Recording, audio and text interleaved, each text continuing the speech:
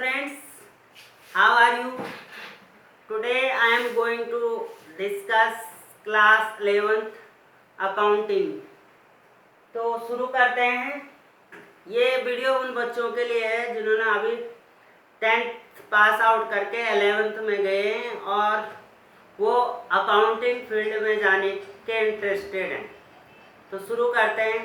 ये basic video है। पहले अकाउंट में कौन कौन से टर्म हम यूज़ करते हैं जिनको टर्मिनोलॉजी भी बोला जाता है। तो आइए शुरू करते हैं। कौन कौन से शब्दों से आप रूबरू होंगे इन आने वाले चैप्टर में। तो आइए शुरू करते हैं।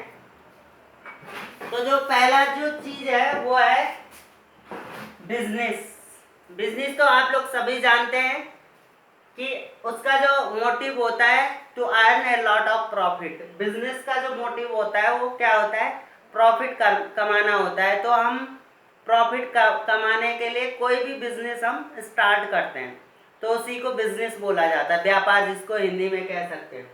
दूसरा है कैपिटल का मतलब होता है पूंजी। मतलब चाहे हमारे पास जो कैश है या कोई अदर चीज़ है, कोई प्रॉपर्टी है, उसको कैपिटल कहा जाएगा। ठीक है। या जैसे हमें पुश्तैनी से हमें कोई बिजनेस हम फैमिली से चलाते आ रहे हैं तो फादर से फिर बेटे, बेटे से पोते, इस ढंग से प्रोसीड होता रहता है। तो वही हमारी क्या होती है? प्रॉपर्टी है। वही हमारा क्या है? कैपिटल है। Next one is important assets क्या होते हैं? संपत्ति जिसको हिंदी में बोला जाता है व्हाट वी ओन, जो हमारी खुद की चीज़ है जितनी भी है, चाहे वो बिल्डिंग है, फर्नीचर है, मशीनरी है, लैंड है, ये सारी चीज़ें क्या आती है? एसेट्स में आती है। मतलब जो हमारे पास खुद का होता है, चाहे वो टेबल है, फर्नीचर है, बिल्डिंग, मशीनरी, ये सारी चीज़ें एसेट्स में आती है। बिजनेस में इनको एसेट्स बोला जाता है। जो हमारा खुद की चीज़ है, इसके अंदर कैश वगैरह भी आ जाता है, कैश, बैंक बैलेंस, ये सारी चीज़ें। आगे हम फर्दर इसको क्लासिफाई करेंगे कि कौन सा करंट एसेट होता है और कौन सा फिक्स एसेट होता है।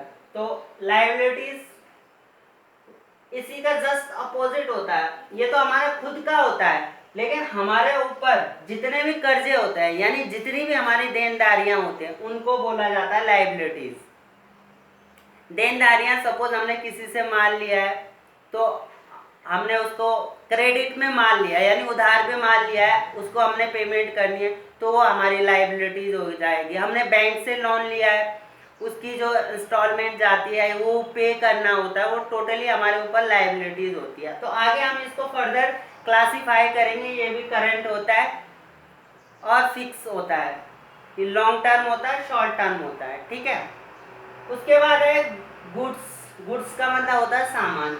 इन विच द बिजनेस डील, ऐसी चीज़ें जिसमें कोई भी बिजनेस चलाया जाता है, उससे डील करता है। कोई किसी भी चीज़ का हो सकता है, कोई मैन्युफैक्चरिंग है, कोई चीज़ मैन्युफैक्चरिंग करता है। तो सपोज कोई नोटबुक मैन्युफैक्चरिंग करता है तो वो नोटबुक उसके लिए क्या हो जाएगी? गुड्स हो जाएंगी।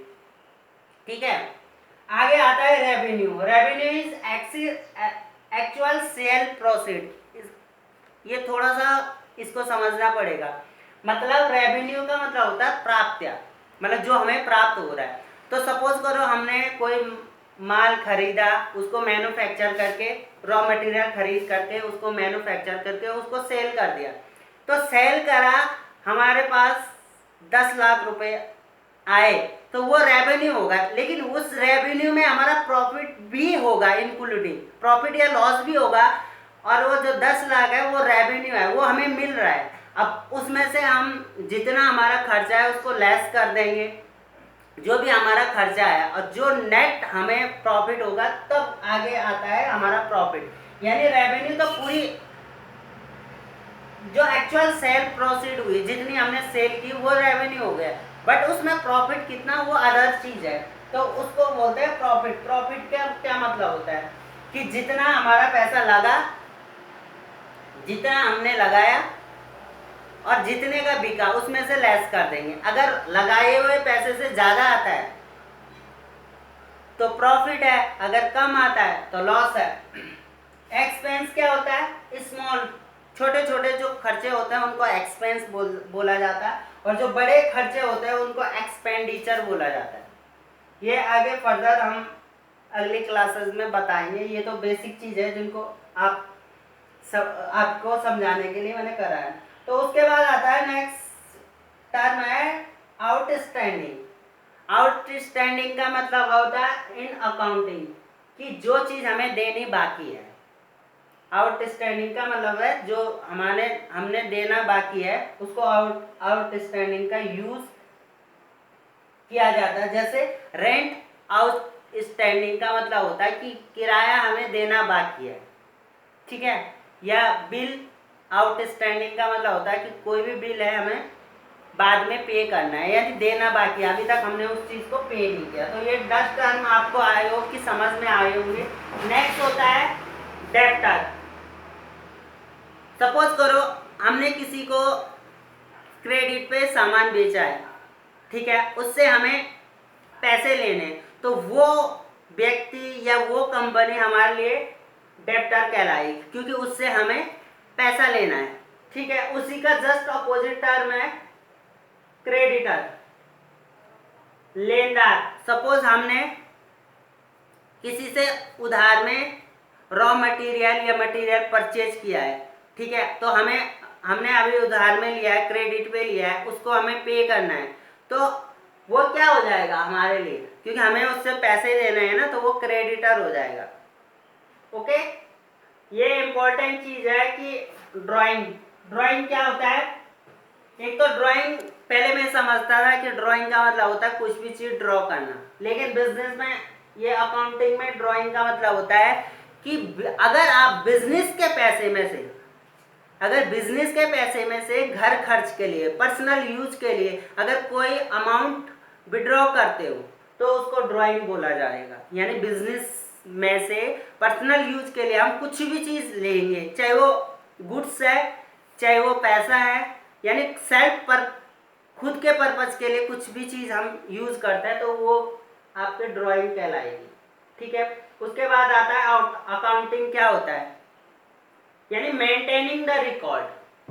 एक होता है अकाउंटिंग का मतलब होता है किसी चीज को के रिकॉर्ड को मेंटेन करना ही अकाउंटिंग कहलाता है। ओके, उसके बाद आता है अकाउंटेंसी। एक है अकाउंटिंग, एक है अकाउंटेंसी। अकाउंटेंसी का मतलब होता है स्टडी ऑफ अकाउंट, यानी अकाउंट की पढ़ाई करना अकाउंटेंसी कहलाता है। अकाउंटिंग का मतलब होता है कोई भी रिकॉर्ड को मेंटेन करना, उसको अकाउंटिंग बोला जाता है। उसके बाद आता है ट्रांजैक्शन। आपने सुना होगा, आप बैंक में जाते हैं, ट्रांजैक्शन किया जी, ये करा, तो मतलब कोई भी any kinds of activities related to business, that is called transaction. आपने माल खरीदा है वो भी एक ट्रांजैक्शन है, माल बेचा है वो भी ट्रांजैक्शन है, किसी को पेमेंट करा है वो भी एक ट्रांजैक्शन है, आप बैंक में जाते हो एंट्री कराते हो वो भी ट्रांजैक्शन है। क्या ट्रांजैक्शन हुई है उसमें, हमने पैसे विड्रॉ करे हैं या डिपॉजिट किए हैं, वो भी एक ट्रांजैक्शन है। तो आई होप कि ट्रांजैक्शन समझ में आई होगी। उसके बाद आता है इंसॉल्वेंट। इंसॉल्वेंट का मतलब होता है कि जब बिजनेस में बहुत सारा लॉस हो जाता है और वो जो लॉस है और बिजनेस का ओनर है उसको मतलब पे नहीं कर पाता है, तो उसको इंसॉल्वेंट, उसको दिवालिया घोषित कर दिया जाता है, ठीक है।